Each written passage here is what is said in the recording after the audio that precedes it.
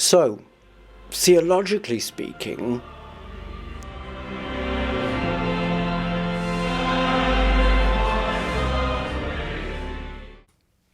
hello, welcome to Theologically Speaking, the St. Thomas the Apostle Hollywood webcast. My name is Father Ian Elliott Davis. I'm the rector of St. Thomas the Apostle Hollywood, and my full title is the Very Reverend Canon Ian Elliott Davis, rector of St. Thomas the Apostle Hollywood, Dean of the Incarnation Deanery in the Diocese of Los Angeles. And I'm with Kyle Leon Henderson.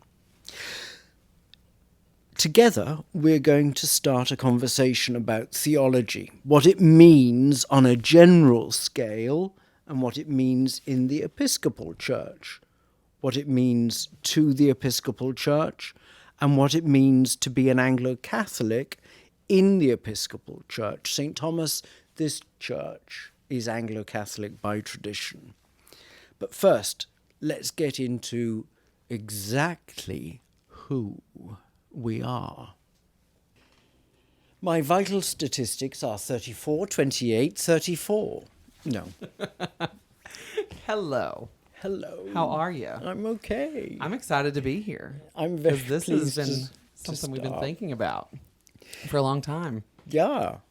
So, in this first episode, I just wanted to give us a chance to get to know each other, or give our listeners a chance to get to know us and why we're here. So, What year were you born in, Kyle? 1987. 1987, so you're 33, which is Correct. the Messianic age. That's very ominous when It you know how it all is. ends. But, well, it ends with resurrection Exactly. and ascension going to heaven, so True. you're okay That's there. why we're here. But before we start, Sorry. I yes. was just going to say, you kind of brushed over your title, so I wanted to give everybody your full title. Oh, The yes. Very Reverend Canon Ian Elliott Davis, Rector of St. Thomas the Apostle, Hollywood, Dean of the Incarnation Deanery. So That's correct. that That's is right. why I'm here to lead the conversation, and you're here to bring all the substance Oh, of dear. theology. Substance is a very loaded word in theology. Substantia. Being of one substance with the Father, we say in the Creed, being of the same stuff, the same essence, the same material, if you like. But that's a very specialized use of the word, so let's not start there. I was about to say that might be episode 6, 7. 16. So it's funny that we just sort of came to you and me doing this podcast because we both started very far away from the Episcopal Church. Mm-hmm. So I think it would be a good idea for us to go and tell sort of who we are. But I think I'll start because I don't want to follow you because everybody heard your title. So there's a lot more there Right. in your story. So I'll just go pretty quickly. But there's a lot more in your story as well, I know. It's true. There is a lot in my story. But I was born and raised in Alabama, as people can hear. I have an accent, as do you. I was born in North Dakota. Right under, No, in what is it, Mount Rushmore? in South Wales. But yeah, I was born in rural Alabama in a town called Bugtussle. Well, actually, I wasn't born there. I was born in Birmingham because there are no hospitals in Bugtussle. So, yeah, there's not even street lights in Bugtussle. So, Are there bugs tussling in It's- Bugtussle? the story of how the name came about it's different depending on who you ask. The story that I heard was that at the general store, men would go and sit, as old men do. Mm-hmm. They go and congregate at a diner or at an old store and, do what old men do, just talk. Like I do. Yes. Right, exactly, like you and Jimmy Frazier. So, and they had a big slab of cement where they would sit, and the bugs would come out onto the cement, and then as the day would heat up, their feet would get hot, and they would start running into each other, and the old men said they look like they're tussling. And so they said, we're going to go sit at the Bug Tussle. They named that spot Bug Tussle. And then someone bought the store, and they renamed the store Bug Tussle. And then the area just kind of colloquially became known as Bug Tussle. And so now, I mean, but there's no town. It's an unincorporated rural community. But what's the population? I would say about 1,000. Wow. Yeah, probably 1,000, 1,500, Right. maybe. Because you can't find statistics on it because it's not a town. It's Right. But there is statistics on like 5 towns, 5 little areas Right. that I found, and it's Right. about 8,000 with all 6 towns. So Right. I just I'm guessing, and then the name, I don't know. It might be that might not be how the name got there, but yeah, that's what I've heard. Tussle. So that's what I'm sticking to. I was born in a place called Merthyr Tydfil. Merthyr Tydfil. Yes, Merthyr Tydfil. Tydfil. Merthyr is the Welsh word for martyr, and Tydfil is in fact a saint. So she was a martyr, Martyr Tydfil. The Irish came over in the year, 590 and chopped the top of her head off. Well, there you go. But we possibly don't want to broadcast that. I don't know. Well, she's a martyr. We knew. She We knew. was a We knew it martyr, was going to have yes. a sad ending for her. Yes. But yeah, I was raised in Church of Christ, which is very Right. conservative, somewhat like Baptist church, but no musical instruments. And yeah, and like we do at the Episcopal Church, we took communion every Sunday, which only on Sunday, where during Holy Week you Right. could take communion 7-8 times a day. Good in our gosh. church. Right. So, Right. but And the irony is, in the Episcopal Church, in Holy Week, Good Friday is the one day that we do not have Mass. Good Friday, we don't have Mass. We have Holy Communion. We receive from the reserved sacrament, but we don't actually celebrate a Mass on Good Friday. I don't know that I realized that. Yeah. So that's Yeah. interesting. Could you do like a brief explanation as to why? It's to mark out Good Friday as the specific day on which Christ died on the cross.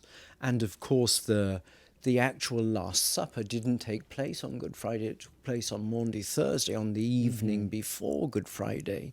So because Christ dies on the cross, it's the one day that we do not celebrate, because that's the verb that we use for Mass or the Eucharist or Holy Communion or the Lord's Supper, is we celebrate the Lord's Supper or we celebrate Mass. And the person who is consecrating the Mass is the celebrant. Is the celebrant, So. yes. And of course, all of us, in a way, are celebrants of the Mass, the whole congregation. But there is one presiding celebrant who is normally a priest, but can be a bishop. Yeah. And you weren't raised in the Episcopal Church either, No. or the Church of England. I That's should say. that's correct.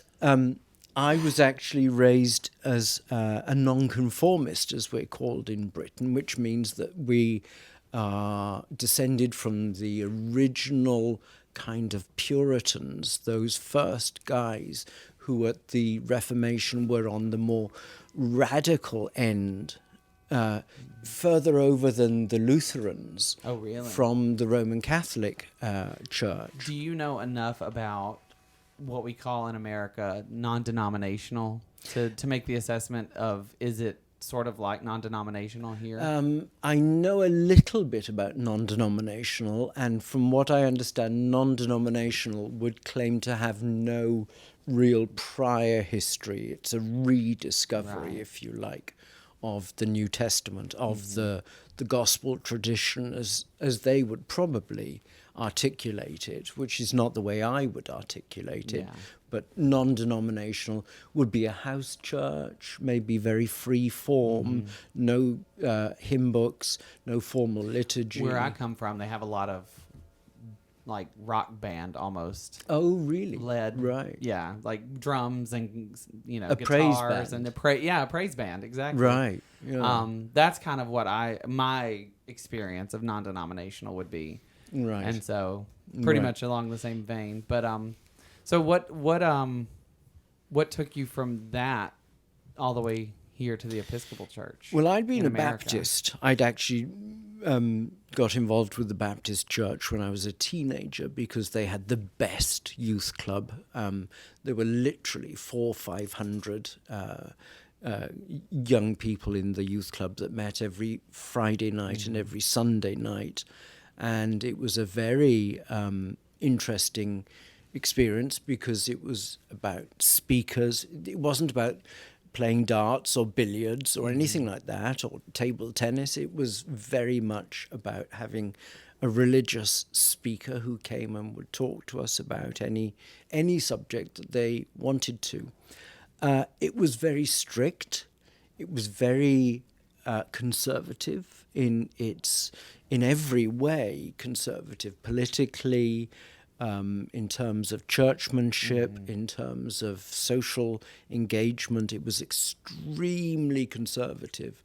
And when you say that, you mean sort of our conventional thoughts of what conservative political stuff would be. They're not for same-sex marriage. They're not for the right to an abortion or anything like that. Or divorce would be terrible in their eyes. Yes, divorce. So. Every kind of box that you could imagine ticking, against cigarette smoking, against alcohol, against same-sex marriage, against termination of pregnancies under any circumstances, against this, that, and the other. And then, of course, in the early 1980s, HIV and AIDS began to rear its ugly head. And so there was, married to that very conservative worldview, was a very fearful atmosphere as well for anyone who was growing up not quite fitting those very straitjacketed kinds of labels that we've just been using. If one was exploring one's sexuality, and as I was a teenager with raging hormones, and in terms of discovering my own sexual orientation, I found it extremely difficult because on a Sunday I would hear from the pulpit, these people are going to burn in hell, they're wicked and evil. And what's more, with the advent of HIV and AIDS, that is God's judgment. Right. And I was born on gay people during the 80s, at the back half of the 80s, when that was already the reality for everything. I think by the time I was born, we sort of had some type of clue as to what was going on.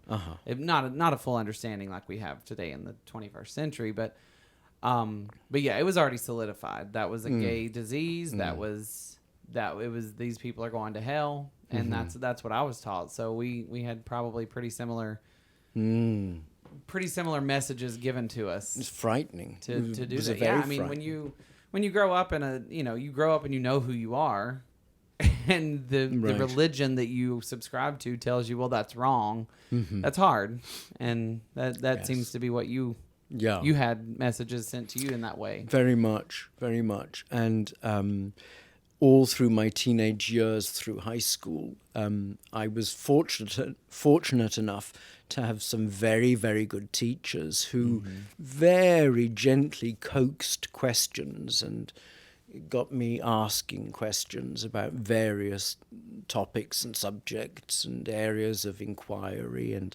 one of them was theology.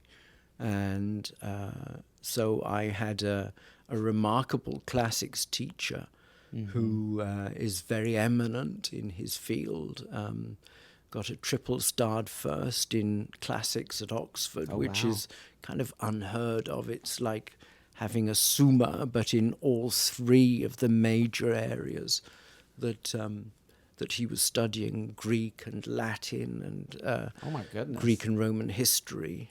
So he's genius, a walking genius, and encyclopedic knowledge and memory. Well, with that, did you, because I know that my story was, I had nowhere to go. Like, I did not have any way to reconcile. So I just walked away from church for about 10 years. I didn't really think about it. I always loved God, And I always knew that I wanted a relationship with God, but I just didn't have any way to reconcile who I knew myself to be with a theology that allowed me to express myself naturally. Did you have... Oh, go ahead. May I ask, did you have that kind of born-again experience or that saved experience? I did, yeah. I mean, because it was September 23rd, 2001. I was baptized by full submersion of water. I remember because if you know the date, September 23rd, 2001 was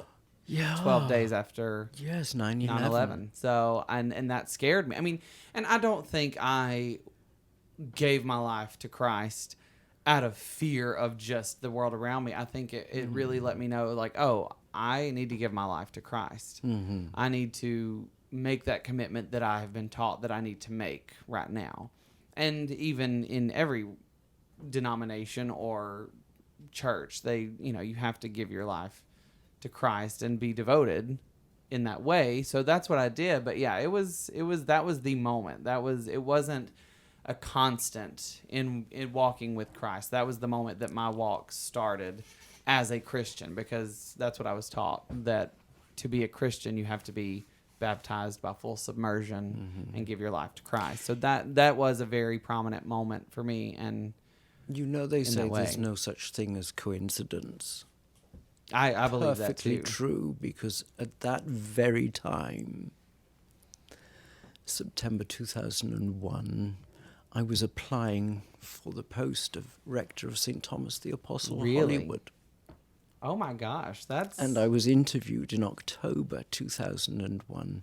In fact, the pet blessing, the animal blessing on the first Sunday of October 2001 was the first time I ever walked into this building. So you'd just been baptized.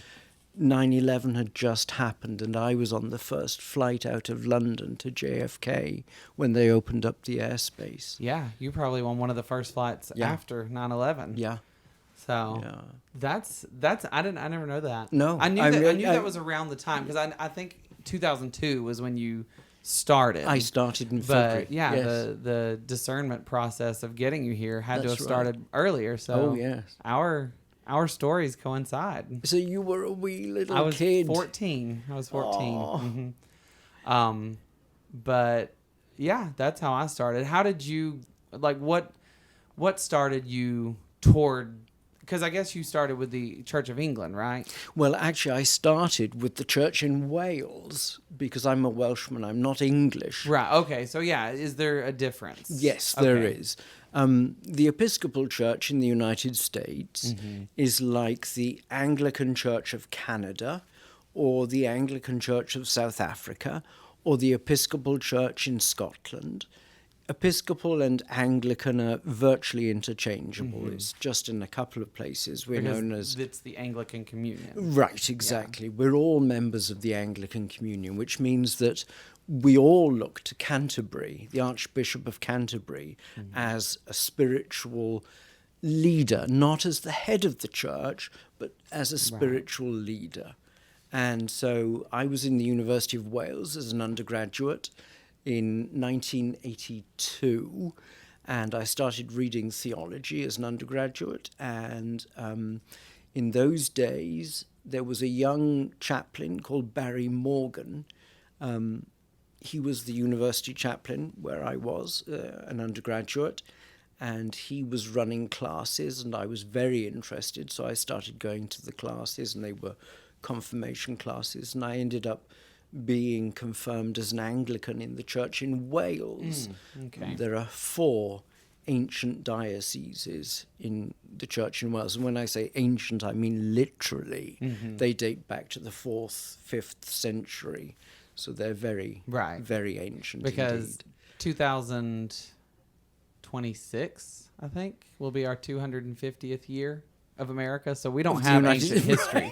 We don't have any ancient history, but you actually have ancient history. There is ancient history. We don't have any ancient... when Jimmy Fraser was born is ancient history.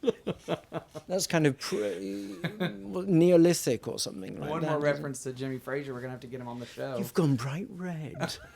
Because Jimmy Frazier, for anyone listening, is the person that I ride to church with every day. Oh, dear. And he has a very special relationship with all of our parishioners. Everybody He has a Jimmy does. Frazier story. Oh, yes. And how?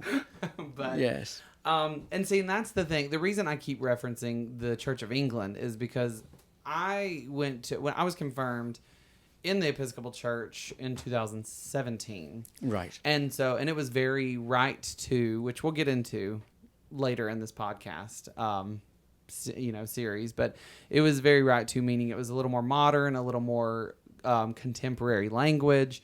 And so it was very American rather than, Anglican leaning with its language. And so I was taught, which this is true, that the Church of England was in the colonies. We won the Revolutionary War. They had to change the name. Yes. Basically. Yes, exactly. That's how the church... But then after the name change to the Episcopal Church, we are no longer affiliated with the Church of England. So we started developing our own practices that did not coincide 100% with the Church of England.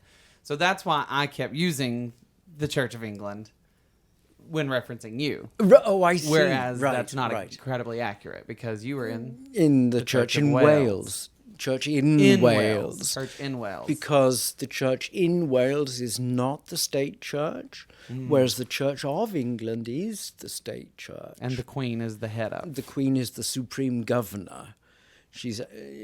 they don't say head of the church. They say she's the supreme governor of the Church of England. Well, that is here more on ostentatious anyway than just saying the head of something. You You're think the it's supreme governor. She's incredibly down to earth, actually, and she's incredibly self-effacing and humble. I don't know that I believe that 100%. She's not in the least bit pretentious. Honestly, now. Well, you would be you'd be more of an expert on that than I would, because I'm not going to say any more. Because Harry and Meghan might start coming to church, of course. Are they really?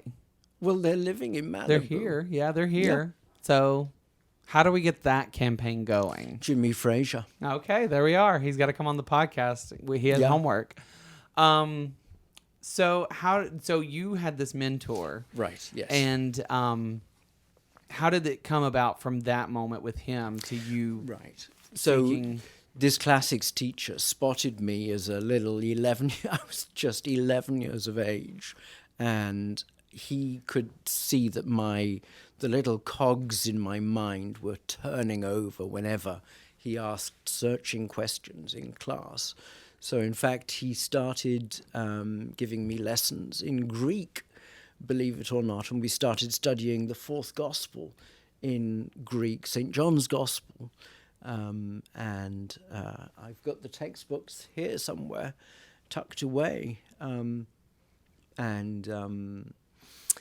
Every Thursday lunchtime we'd meet and we'd talk about theology and religion and politics and history and the way we remember.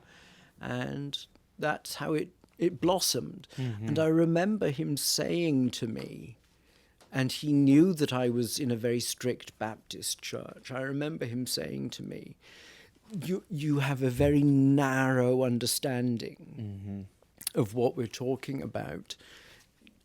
Loosen things up. He would always encourage me to ask more questions. And that's, for me, I think, one of the signs of really good theology. Theology is not the answer to all your questions. It's the question to all of your answers. So while I admire the people who stand down at Grauman's Chinese with a big placard saying, Jesus is the way, the truth, and the life, that's a profoundly ambiguous statement, by the way. Jesus is the way, the truth, and the life. Jesus is not the answer to all of my questions, but rather he is the question to all of my answers, all of my prejudices, the way I think about the world, the way I think about myself. Jesus is always going to challenge me in that area. So it's about questions. And that, I don't know, I mean, maybe it's just because I have studied a lot in the last 4 years.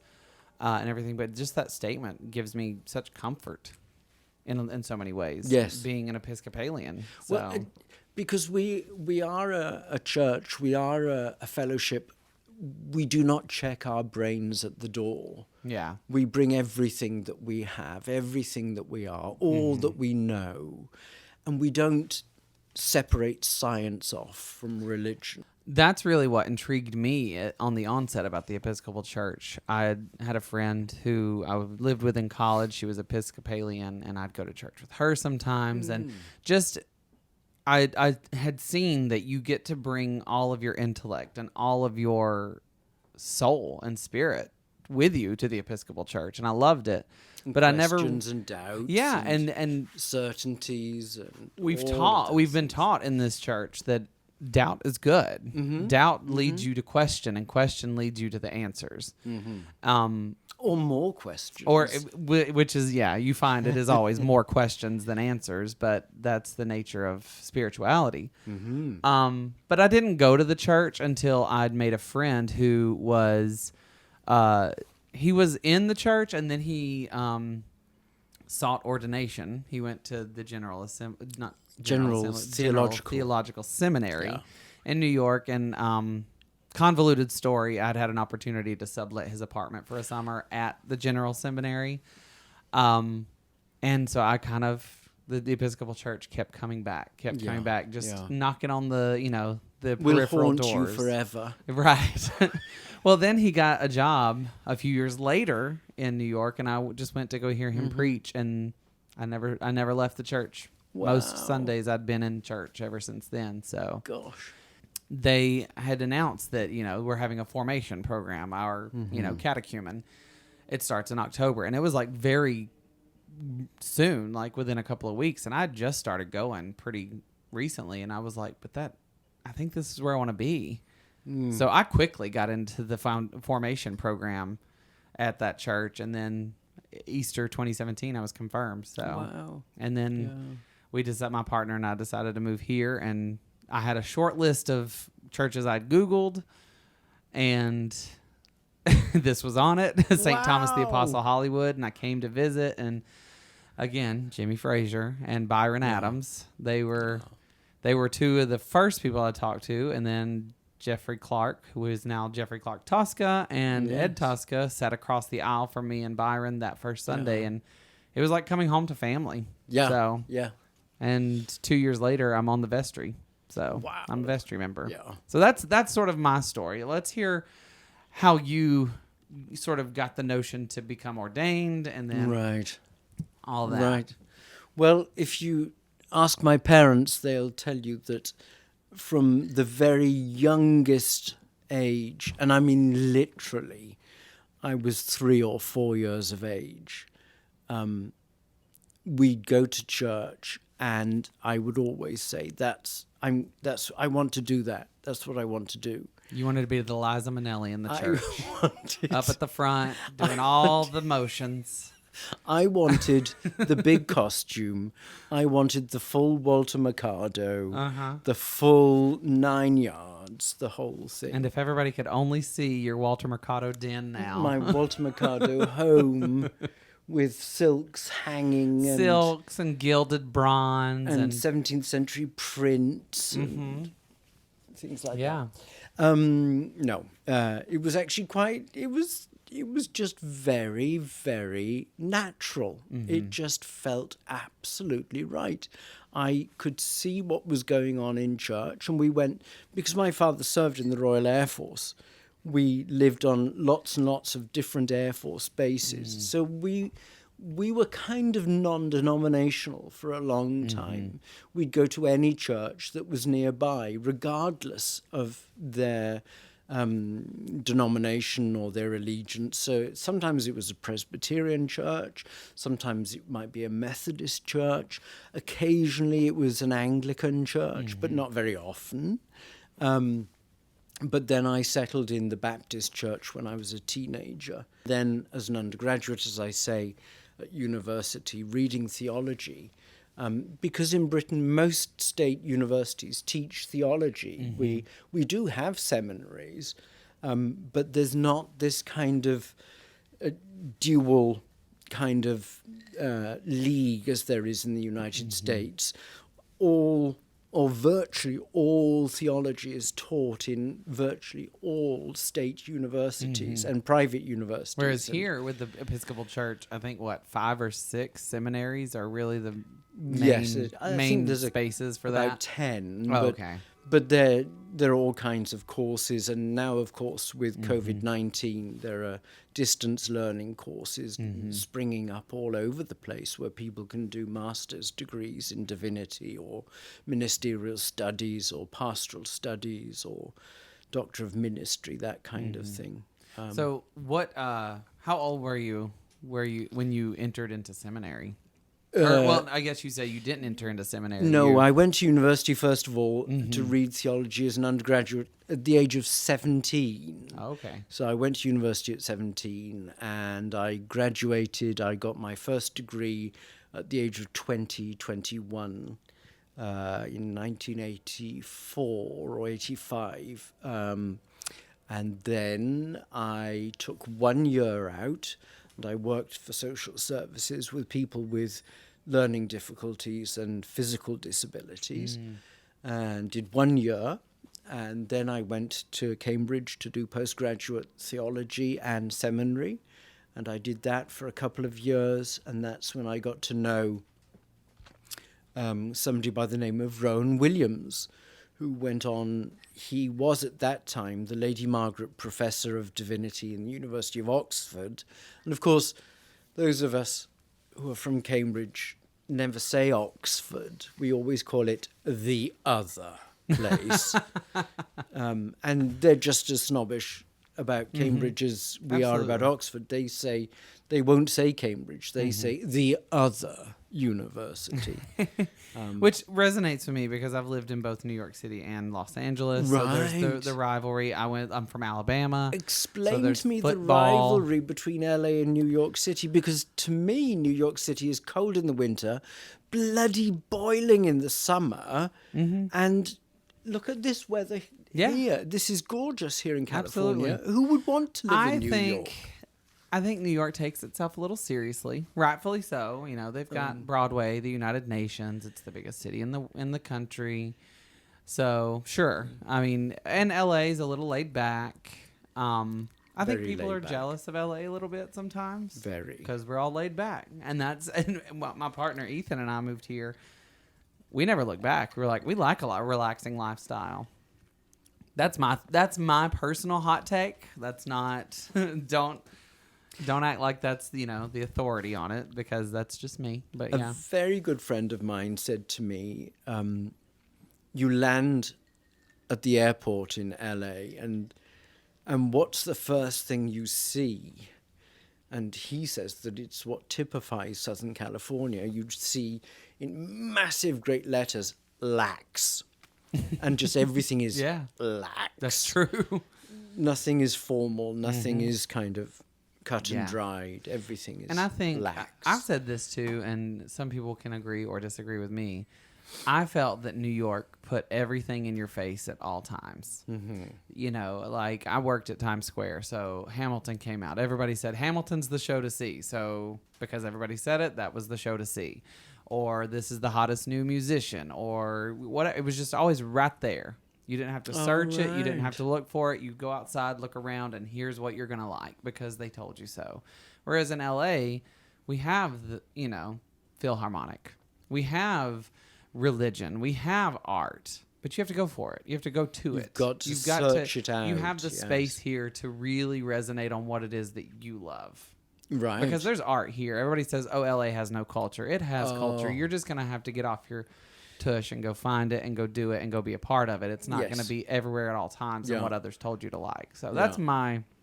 Yes, I like that. That's how I feel about it. Yeah. And it's freedom. So...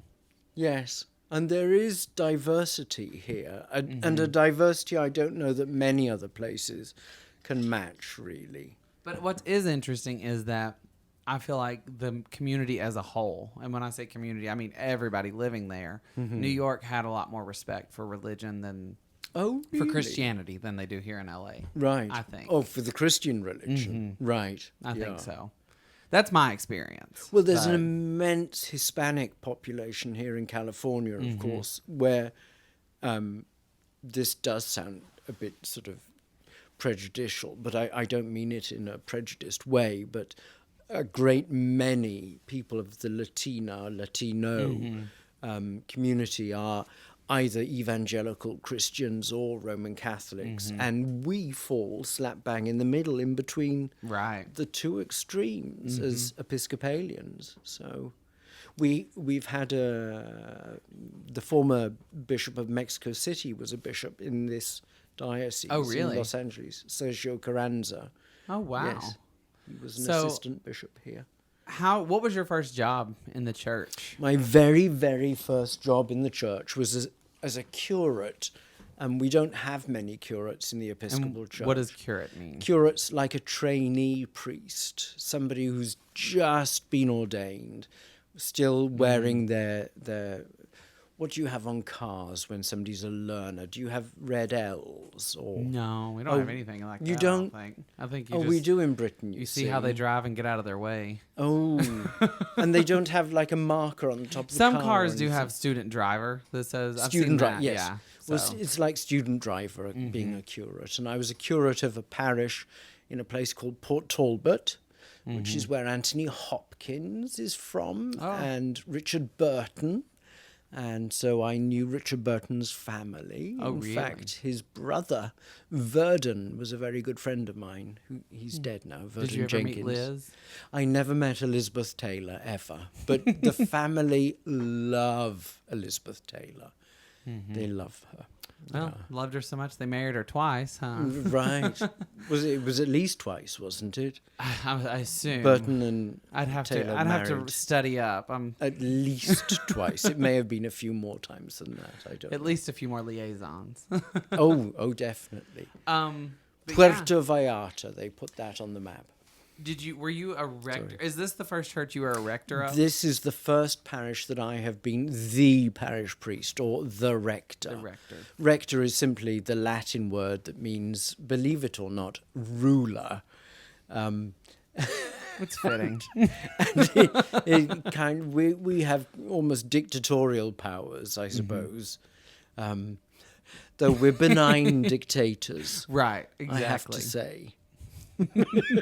I will say that the listening audience misses so much of your jokes because you wear the tail signs of a joke on your face. The rest is just a straight statement right, of yes. I'm a dictator. Right, yes, sorry. It does sound a little bit sort of kind of fascist, doesn't it? I'm not I'm as left-wing as you can get.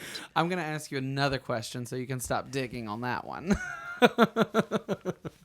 So, how many churches did you have in my first Welsh? parish? In Wales. In Wales. In Welsh. You can't speak Whale, can you? I can't. Have you seen Finding Nemo? Oh my God. You're going to have to edit some of this because it just won't make any sense not to the editing a poor bit, I'm general just gonna- public. Send it straight. You can't speak well. I can't speak well. Oh, no, you can't. Do you remember me telling you that I put the bloopers at the end of the episode? Oh, sorry. My first parish had 2 churches. My second parish in Wales had 5 churches. Oh, wow. So we went round each of them every Sunday, and it was quite a lot of work to do. But we had about, 3 or 4 priests in my second parish. Then my third parish, which was in central London, was a place called All Saints Margaret Street, which is the equivalent of St. Mary the Virgin Times Square in I've New been York to St. City. Mary's. You've been to St. Mary's. I was Smoky Mary's. talking to the rector just a couple of days ago. Father really? Stephen Girth, yes. I've met him. He would not remember it because Yes, he would. He'd remember I don't you. think Of course so. he would. It was many years ago and one visit, so I would He's a good man. that'd be very impressive He's a if you very remembered. good man. Well, and then in 2002 you came here, I came to St. Thomas in 2002. which this is a February. relatively small parish compared to the ones you've been in.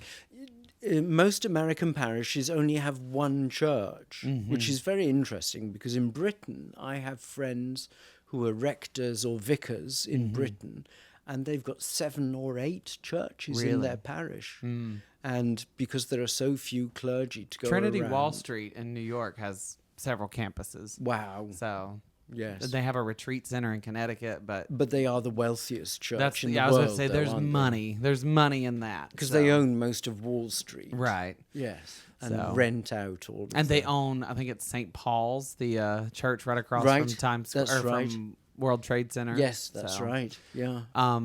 But yeah, so that's basically me and you in a nutshell. You and me in a nutshell. Like That's the how we came here. tussling bugs. I'm a in comedy we call that a callback. Very good, Rector. I don't know what a callback is. When you make reference to the joke made in the beginning of the show. Yes. Oh. So we're bleeding into each other's lives now. You've got a 2-drink minimum at your stand-up show, and I'm seeking the truth. I've not got a clue what you're talking about now. But this first episode, I just wanted to talk about us and talk about what brought us to this moment, and that's Yes. it. Here we are. You are someone who knows a great deal about theology, and I'm a seeker, and we're here to bring a conversation to the masses And to ask the questions that they would like to ask. right. There's very soon there's gonna be an opportunity for the listeners of the show to directly ask you questions. Poor so. things. Poor people. Well, on that note, I think that's it. That's us. Goodbye Introduction from you, to- and it's a goodbye from him. Me. It's true. You have to have the last word? I'll give you the last word. Whatever you say next will end the show. Bless you.